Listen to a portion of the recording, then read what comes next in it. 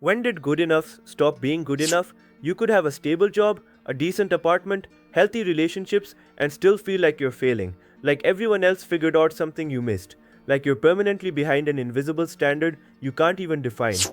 I'm Sahil, and on this channel, I analyze the systems shaping modern life so we can see them clearly instead of just reacting to them. Today, we're breaking down why an entire generation feels inadequate even when they're objectively doing fine, and why that feeling isn't a personal failure. It's a designed outcome. Here's what changed. 30 years ago, success had clear markers: get a degree, get an entry level job, get married, buy a house. It was linear, defined, achievable. Now, a bachelor's degree is table stakes. Entry level jobs require years of experience. Your peers have side businesses, investment portfolios, optimized morning routines, personal brands. What used to be extraordinary is now expected. What used to be enough is now inadequate. The goalposts didn't just move, they multiplied and started moving on their own.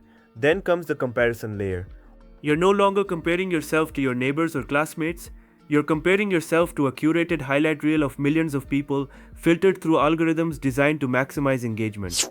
Someone your age just raised funding for their startup. Someone bought their dream home. Someone's traveling the world with a remote income. Someone looks effortlessly put together while you're struggling with basic life admin. And here's the important part: the algorithm learns what makes you feel inadequate and then shows you more of it. Not because it's evil, but because inadequate users are engaged users. Insecurity scrolls longer. The platform doesn't profit from your contentment. Then there's the optimization trap. Every productivity tool, every efficiency hack, every promise to 10x your output doesn't actually give you more time. It raises what's expected of that time. You're expected to work faster because the tools exist. Expected to be available constantly because technology allows it. Expected to continuously upskill because change never slows down. Rest isn't productive. Slowness isn't valuable. Being average isn't acceptable. We've turned existence into a performance review where the metrics keep getting stricter and nobody ever graduates. But beneath all of this cultural and psychological pressure is a simpler truth. Things actually are harder now. In many places, housing costs have risen far faster than wages. Education became more expensive while delivering less security. Job stability disappeared. The social contract that said work hard, follow the rules and you'll be fine was quietly dismantled.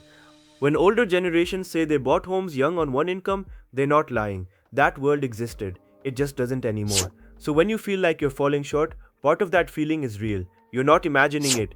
Which leads to the real question: who benefits from you feeling inadequate? Platforms benefit. Anxious users stay online longer and click more ads. Companies benefit. Insecure workers accept lower pay, worse conditions, longer hours because they're afraid of falling behind. The self-improvement industry benefits. Entire industries built on the idea that you're never quite enough. Nobody with power wants you to stop and ask, what if I'm already enough? What if the game is rigged? What if opting out is the most rational response? Here's the shift that changes everything. Once you see the system, you can't unsee it. You stop asking why am I not good enough and start asking good enough according to whom. The feeling of not good enough loses its power the moment you realize it was never really about you. It was about the water you were swimming in.